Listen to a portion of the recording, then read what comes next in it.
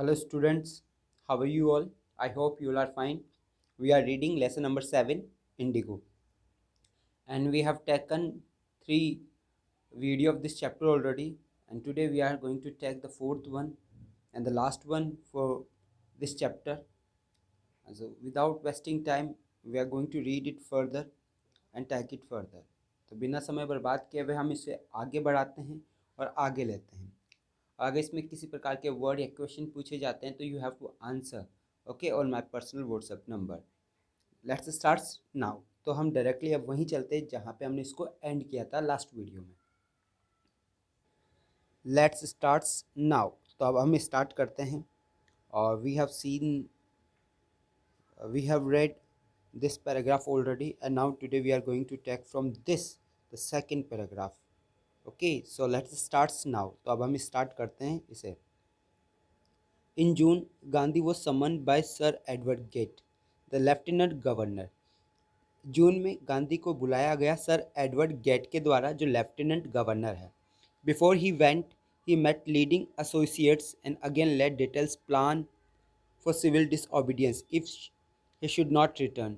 अब देखिए क्या कह रहे हैं। जब वो मिलने गए सर एडवर्ड गेट से, जो लेफ्टिनेंट गवर्नर है, उस जाने से पहले, बिफोर ही वेंट मतलब जाने से पहले, वो किससे मिले? लीडिंग एसोसिएट्स, जो उनके लीडिंग एसोसिएट्स थे, जो उनके साथी थे, उनसे मिले और पूरी डिटेल में प्लान्स बताया सिविल डिसओबीडियंस का, सविनय अवज्ञा आंदोलन का, कि अगर मान लीजिए कि वो वहाँ जाते और वापस लौट कर नहीं आते या उन्हें जेल में डाल दिया जाता है, तो आप इस प्रकार से सिविल डिसओबीडियंस को आगे बढ़ाएंगे।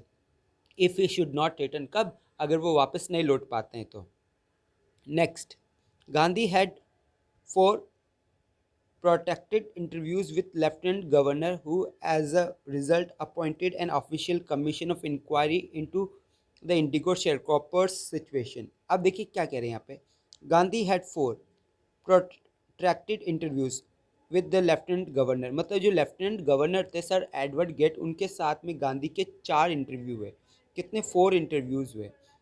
और परिणाम क्या निकला कि ये जो लेफ्टिनेंट गवर्नर, उन्होंने अपॉइंट कर दी, नियुक्त कर दी एक ऑफिशियल कमीशन ऑफ इंक्वायरी, मतलब कि एक जांच आयोग बिठाया, एक सरकारी जांच आयोग बिठाया इंडिगो शेयरक्रॉपर्स की सिचुएशन को लेकर। मतलब कि जो इंडिगो बटाईदार जो किसान थे, उनकी परिस्थिति पर जो गवर्नर है उसने क्या कर दी, एक जांच आयोग बिठा दिया।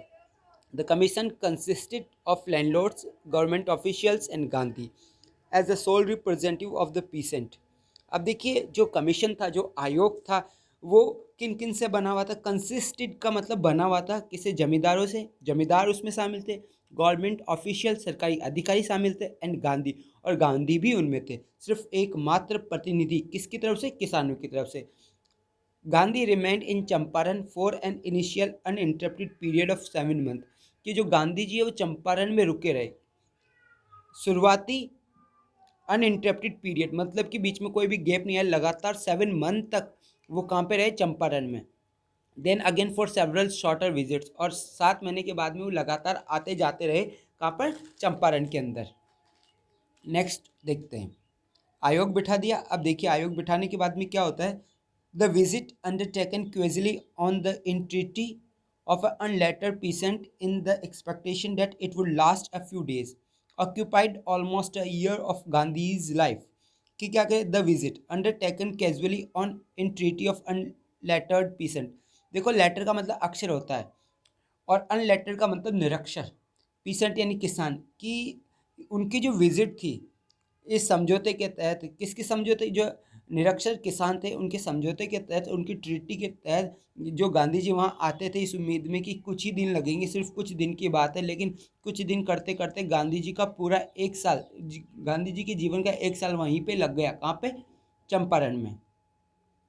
The official inquiry assembled a crushing mountain of evidence against the big planters. When they saw this they agreed in principle to make refund to the peasants। कि अब देखिए क्या कह रहे, द ऑफिशियल इंक्वायरी असेंबल्ड, कि जो सरकारी जो आयोग है उसने इकट्ठा कर दिया, असेंबल कर दिया कर्सिंग माउंटेन, मतलब कि जो दबा दे ऐसा पहाड़, किसका? सबूत का। जो एविडेंस है, एविडेंस का पहाड़ लगा दिया किसके सामने? जो बड़े जमींदार थे, जो उद्योगपति थे, प्लांटर्स है, उनके सामने। और जब उद्योगपतियों ने जो अंग्रेज जमींदारों ने जब इसे देखा तो वो सहमत हो गए कि मूलधन के अंदर वो वापस से रिफंड कर देंगे, भुगतान कर देंगे, वापस पैसा लौटा देंगे किसानों को। कि कहने का मतलब जब आयोग ने जो गांधी जी है वो फैक्ट तो पहले से ही कलेक्ट कर रहे थे, लेकिन जब आयोग इकट्ठा हो गया तो वो और भी उनको स्वतंत्रता मिल गई कि वो और भी फैक्ट इकट्ठा कर सकते हैं। और जब गांधी जी ने एक ढेर लगा दिया सबूतों का, तो जब अंग्रेज जमींदारों ने ये देखा तो वो सहमत हो गए कि हाँ ठीक है कि वो पैसे देने के लिए तैयार है, वो रिफंड देने के लिए तैयार है, लेकिन वो मूलधन में देंगे, उसका कोई इंटरेस्ट नहीं देंगे। But how much must we pay, लेकिन वो पूछे कि ठीक है हम प्रिंसिपल में दे तो देंगे, लेकिन कितना पे करें। दे आस्ट गांधी, उन्होंने किससे पूछा? गांधी से। गांधी से पूछने लगे कि बताइए गांधी जी कितना वापस पे करें। They thought he would demand repayment in full money which they had legally and deceitfully extorted from the sharecroppers. उन्होंने सोचा कि वो रिपेमेंट कर रहे हैं, वापस से जो भुगतान कर रहे हैं उसको वो फुल मनी चाहिए। कहने का मतलब गांधी जी, सॉरी, जो जमींदार है वो ये सोच रहे थे कि गांधी जी पूरा पेमेंट वापस मांगेंगे, विच दे हैड इलीगली, जो उन्होंने वैधानिक पूर्वक और धोखेधड़ी पूर्वक क्या किया था, ऐठा था। किससे? शेयर कॉपर्स से। ये आज ओनली 50%, और गांधी जी से उन्होंने कितने परसेंट के लिए कहा? 50% के लिए। देयर ही सीम्ड एडमेंट, और ऐसा लग रहा था कि जहाँ पे वो एडमेंट है, हट है, जिद बैठा रखी, डिटरमाइंड है, कि ऐसा लगा कि ही आज ओनली 50%। जो जमींदार थे वो सोचे थे कि वो पूरा पेमेंट मांगेंगे, लेकिन गांधी जी ने जब अपना माउथ ओपन किया तो वो ओनली 50% की बात की। और जो जमींदार थे उनको लगा कि अब तो 50% पे इन्होंने मुंह खोला तो ये 50% पे ही टिके रहेंगे, एडमेंट रहेंगे, ये पकड़ के रहेंगे इस बात को। लेकिन जो राइटर है जिसका नाम रेवरेंड जे एड होज है, ब्रिटिश मिशनरी इन चंपारण, जो कि ब्रिटिश मिशनरी है, मतलब ब्रिटिश धर्म प्रचारक है चंपारण के अंदर, उन्होंने ये ऑब्जर्व किया पूरे इंटायर एपिसोड को काफ़ी नज़दीकी से। तो ये जो पास में से देख रहा था इस पूरे एपिसोड को, वो कौन था? एक रेवे जो है रिवर्जन जे होज है, जो कि एक ब्रिटिश धार्मिक क्या है, धर्म का प्रचारक है। वो इस एपिसोड को काफ़ी क्लोज से देख रहे थे, thinking probably that he would not give way, और वो सोच रहे थे कि गांधी जी इतनी आसानी से गिव वे नहीं करेंगे, आसानी से छोड़ेंगे नहीं। The representative of planters offer to refund to extend to 25%, और जो प्लांटर्स है, जो उद्योगपति थे, उन्होंने ऑफर किया कि वो रिफंड तो करेंगे लेकिन सिर्फ 25% तक, 25% तक। एंड टू हिज अमेजमेंट, मतलब किसको अमेजमेंट हुआ? होज को अमेजमेंट हुआ कि mister Gandhi took him at his word, Gandhi ने उनके शब्दों को ही पकड़ लिया, ब्रेकिंग द डेडलॉक, और डेडलॉक को तोड़ दिया। कहने का मतलब कि वो 25% पे ही अग्री हो गए। कौन? महात्मा गांधी जी। कि जैसे मैंने समझा दिया कि जैसे मान लीजिए कि अगर किसानों से उन्होंने 100 रुपये ऐंठे हैं तो वापस एवरेज में वो सिर्फ 25 रुपये देंगे, ये कह रहे हैं। और गांधी जी इस पे तैयार हो गए कि ठीक है आप रिफंड कर रहे हो, आप 25% तो रिफंड वापस कीजिए। This settlement was adopted unanimously by the commission, और ये जो सेटलमेंट था वो बिना किसी दुर्भावना के कमीशन द्वारा स्वीकार कर लिया गया। Gandhi explain that the amount of the refund was less important then the fact that the landlords had been obliged to surrender part of money and with it part of their prestige। अब देखो क्या कह रहे हैं यहाँ पे कि समझौते के तहत, मतलब अनएनिमियसली का मतलब है बिना ईर्ष्या के, बिना किसी दुर्भावना के, कमीशन ने, आयोग ने इस समझौते को क्या कर लिया? अडॉप्ट कर लिया, स्वीकार कर लिया। और गांधी ने एक्सप्लेन किया द अमाउंट ऑफ रिफंड, की जो अमाउंट है, जो राशि है रिफंड की, वो कम महत्वपूर्ण है इस तथ्य की तुलना में कि जो जमींदार है वो बाध्य हुए हैं, वो ऑब्लाइज्ड हुए हैं सरेंडर करने में। सरेंडर का मतलब समर्पित करने में एक हिस्सा मनी का। कि बड़ी बात ये नहीं कि हमने उससे कितना पैसा वापस लिया, बड़ी बात यह है कि हमने उनको मजबूर कर दिया, ऑब्लाइज कर दिया कि वो कुछ हिस्सा तो वापस से रिफंड करे, सरेंडर करे। इसके लिए हमने उनको ऑब्लाइज किया है, बाध्य किया। और इसी के साथ में उन्होंने अपने प्रतिष्ठा, अपने प्रेस्टीज का कुछ हिस्सा भी क्या किया है? रिफंड किया है। मतलब जमीन, ये माना जाता है कि अंग्रेज अगर एक बार कोई चीज़ ले ली तो वो वापस लौटाते नहीं थे, लेकिन इस बार उनको लौटाना पड़ा। तो इससे ये साबित होता है कि वो न सिर्फ वापस अपने पैसे दिए बल्कि कुछ हिस्सा इज्जत का भी उनको लौटाना पड़ा। देयरफॉर, इसी वजह से as far as peasant were concerned, जहाँ तक किसानों का मामला है, the planters had behaved as a lord above the law, कि प्लांटर्स उद्योगपति या जमींदार वो बिहेव करते थे अपने आप को किसके रूप में, एज अ लॉर्ड, अपने आप को ईश्वर समझते थे, लॉर्ड समझते थे, अबाउ द लॉ, जो कानून से ऊपर भी अपने आप को समझते थे। Now the pheasant so that he had rights and defence, और किसानों ने भी ये देखा कि उनके भी अधिकार है और उनके भी बचाव पक्ष है, उनके भी डिफेंडर्स है। ही लर्न करेज, और उन्होंने वहाँ पर क्या सीखा, करेज सीखा, साहस सीखा। इवेंट जस्टिफाई गांधी पोजीशन, और इस इवेंट्स ने, इन घटनाओं ने गांधी जी की जो पोजीशन है उनको जस्टिफाई किया कि गांधी जी की भारत में क्या पोजीशन है, क्या स्थिति है, इन एपिसोड्स ने क्लियर किया। Within a few years the British planters abandon their estates which reverted to the peasants, indigo sharecropping disappeared. क्या आगे देखिए क्या कह रहे हैं कि कुछ वर्षों के अंदर ही जो ब्रिटिश उद्योगपति थे उन्होंने त्याग कर दिया। एबडन मीन्स त्याग कर दिया, किसको, अपनी भू संपत्तियों को, अपनी ज़मीन को उन्होंने त्याग कर दिया, और जो वापस से किसके पास चली गई, रिवर्ट हो गई, किसको, रिटर्न हो गई, किसको, पीसेंट्स को, किसानों को। और इस प्रकार से जो इंडिगो शेयर क्रॉपिंग थी वो बिल्कुल गायब हो गई चंपारण बिहार से। Gandhi never contented himself with large political and economic solution, Gandhi कभी भी संतुष्ट नहीं हुए अपने आप से, इतनी बड़ी राजनीतिक और आर्थिक समाधान करने के बावजूद भी वो अपने आप से कभी भी संतुष्ट नहीं हुए। देखो, इकोनॉमिक का मतलब आर्थिक, पॉलिटिकल का मतलब राजनीतिक, और सॉल्यूशन का मतलब समाधान, कि इतने बड़े रूप में राजनीतिक और आर्थिक समाधान करने के बाद में भी वो अपने आप से कभी कंटेंट नहीं हुए, सेटिस्फाइड नहीं हुए। He saw the cultural and social backwardness in Champaran village, और उन्होंने क्या देखा, सांस्कृतिक और सामाजिक पिछड़ापन देखा, कहाँ पे, चंपारण गांव के अंदर। And wanted to do something about it immediately, और वो चाहते थे कुछ करना तुरंत इसे लेकर, और इस मामले को लेकर वो तुरंत कुछ करना चाहते थे।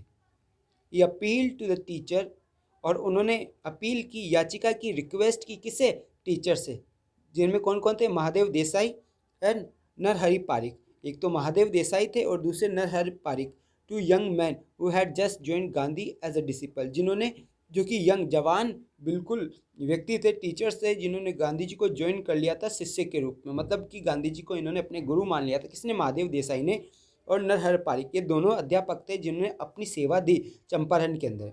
एंड देयर वाइफ्स, और उनकी पत्नियों ने भी वॉलंटियर्ड फॉर द वर्क। और वॉलंटियर क्या, वॉलंटियर का मीनिंग बताएंगे आप मुझे। वॉलंटियर का मीनिंग जो होता है वो होता है स्वयं सेवा करना, अपनी इच्छा से सेवा प्रदान करना बिना किसी शुल्क के, उसको वॉलंटियर कहा जाता है। Several more came from Bombay, इसके अलावा कई सारे लोग और आ गए Bombay, Poona, other distant part of land, और जो दूसरे दूर दराज के जो क्षेत्र है वहाँ से भी। देवदास, गांधीज यंगेस्ट सन, देवदास जो कि गांधी के सबसे छोटे बेटे हैं, अराइव फ्रॉम आश्रम, सो डिड मिस्टर गांधी, और जो गांधी का जो छोटा बेटा है वो भी आश्रम से आ गया, और वैसे उनकी जो पत्नी है मिसिस गांधी वो भी आ गई। Primary schools were open in 6 villages, कितनी स्कूल्स ओपन की गई, 6 विलेज ओपन की गई, प्राथमिक विद्यालय ओपन किए गए।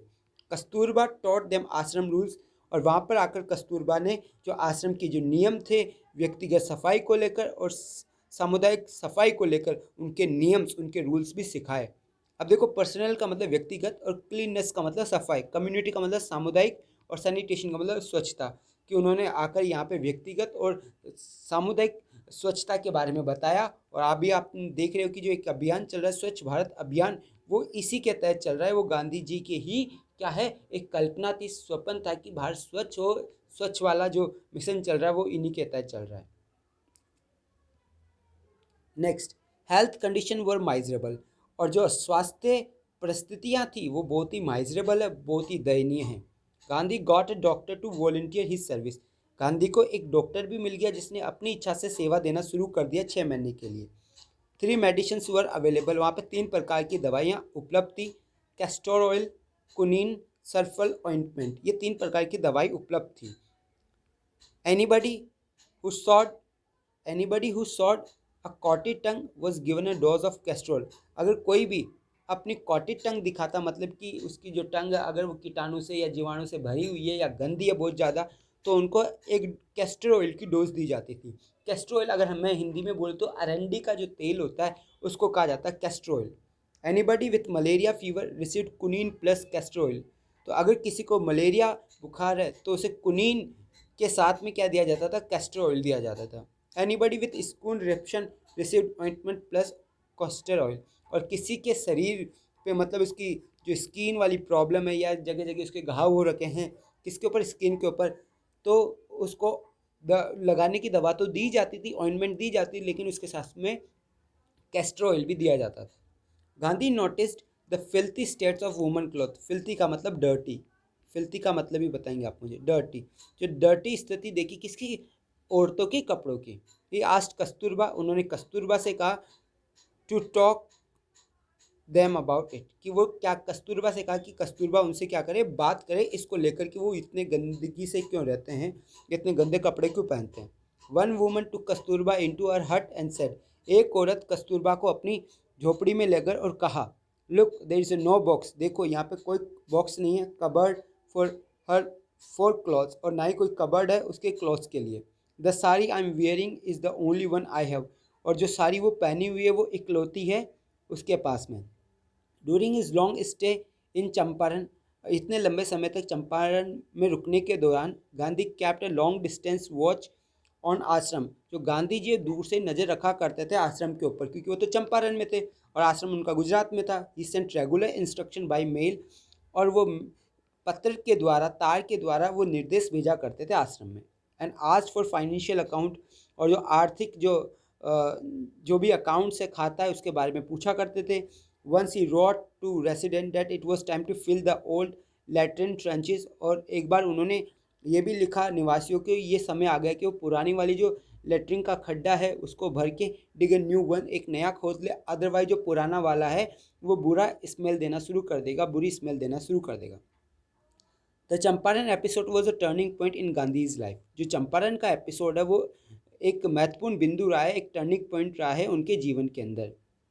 Van what I did explain was a very ordinary thing, आगे देखो क्या कह रहे हैं, जो भी मैंने किया है वो काफ़ी बहुत ही ज़्यादा सामान्य चीज़ है। I declare the British could not order me about in my own country, मैंने तो सिर्फ ये डिक्लेयर कर दिया, घोषणा कर दी कि कोई भी अंग्रेज व्यक्ति मुझे आदेश नहीं दे सकता मेरे खुद के ही देश के अंदर। मैंने ये पहले निश्चय किया कि कोई भी अंग्रेज मुझे क्या नहीं कर सकता, आदेश नहीं दे सकता। But Champaran did not begin as an act of deficient, कि जो चंपारण का जो एक्ट है, आंदोलन है, वो किसी की खामी की वजह से शुरू नहीं हुआ था, भाई किसी चीज़ में कमी थी इसके कारण वो एक्ट, जो आंदोलन है वो शुरू हुआ। It grew out of an attempt to elevate the distress of large number of poor peasants, बल्कि ये एक प्रयास था, ग्रू आउट एन अटेम्प्ट, ये एक प्रयास से निकला हुआ एक मूवमेंट था जो कि एलिवेट करने के लिए, ख़त्म करने के लिए, किस चीज़ को, जो डिस्ट्रेस था, जो तनाव था, बड़ी संख्या में गरीब किसानों के तनाव को ख़त्म करने का एक प्रयास के रूप में ये आंदोलन निकला है। This was a typical Gandhi pattern, और ये खास गांधी का तरीका था। His politics were intertwined with the practical day to day problem of millions, और उनकी जो पॉलिटिक्स है वो इंटरव्यूड थी किसे, व्यवहारिकता से, मतलब कि वो सिर्फ कहने के रूप में राजनीति नहीं करते थे बल्कि वो व्यवहार के अंदर उस चीज़ को अप्लाई भी करते थे। दिन डे टू डे जो प्रॉब्लम होती थी लाखों लोगों की, उनको सुलझाने की कोशिश करते थे। His was not a loyalty to abstraction, उनकी जो लॉयल्टी थी वो एब्स्ट्रक्शन के साथ में नहीं थी, मतलब कोई ऐसे अवास्तविक चीज़ के साथ में उनकी वफादारी और नहीं। It was loyalty to living and human beings, उनकी जो लॉयल्टी थी वो किसके साथ में थी, सजीव के साथ में और मानव प्राणी के साथ में थी।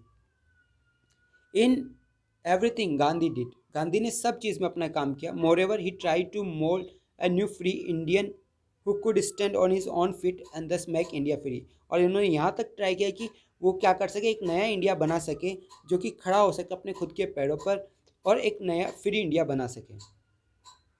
अर्ली इन चंपारण एक्शन, मतलब चंपारण के शुरुआत में, Charles Freer Andrew the English pacifist who had become the devotee follower of Mahatma came to bid Gandhi farewell before going on a tour of duty to Fiji islands, की क्या करें कि जो चार्ल्स फ्री एंड्रू है जो कि एक शांति वाहक थे, शांति प्रेमी थे, अंग्रेज शांति प्रेमी थे, जो कि भक्त हो गए थे किसके? महात्मा गांधी के। और वो विदाई लेने के लिए कहाँ पर आए? गांधी जी के पास में आए फेयरवेल कहने के लिए। कहाँ पे जाने से पहले? जो फिजी आइसलैंड है वहाँ पे जाने से पहले एक कर्तव्य का जो टूर है उसको पूरा करने के लिए उनको फिजी आइलैंड जाना था। वहाँ जाने से पहले वो गांधी से गुड बाय बोलने के लिए आए। Gandhi's lawyer friends thought it would be a good idea for Andrew to stay in Champaran and help them. Gandhi के जो वकील दोस्त थे उन्होंने सोचा कि ये बहुत ही अच्छा विचार होगा अगर एंड्रू रुकता है चंपारण में और उनकी मदद करता है तो। Andrew was willing if Gandhi agreed. Andrew भी इच्छा रखता था, एंड्रू की भी इच्छा थी कि वो वहीं पे रुके अगर गांधी जी सहमत हो तो। But Gandhi was vehemently oppose. लेकिन गांधी ने इस बात का मतलब प्रचंड विरोध किया। He said you think that in this unequal fight it would be helpful if we have an English man on our side. कि वो कह रहे कि ये जो क्या आप ऐसा सोचते हो कि ये जो असमान जो युद्ध है इसमें बड़ा मददगार होगा अगर कोई अंग्रेज हमारे साथ में है हमारी तरफ? वो क्या बोलते कि नहीं, कि हम नहीं चाहते कि इस जो अनइक्वल फाइट है, जो बराबरी की जो लड़ाई नहीं है, इसमें मैं नहीं चाहता कि हमारी तरफ कोई अंग्रेज हो। इससे हमारी कमजोरी दिखेगी हमारे दिल में कि हमको हमारी लड़ाई के लिए भी किसकी आवश्यकता पड़ रही है? एक अंग्रेज की आवश्यकता पड़ रही है। This cause is just, you must rely upon yourself to win the battle. वो कह रहे हैं कि जो कारण है वही पर्याप्त है और आपको अपने ऊपर निर्भर होना चाहिए किसी भी युद्ध को लड़ने के लिए। You should not seek a prop in Mr Andrew. और मिस्टर एंड्रू के अंदर आप किसी प्रॉप को ना ढूंढे because he happens to be an English man, क्योंकि वो एक अंग्रेज है। इस कारण से इससे हमारी मदद होगी।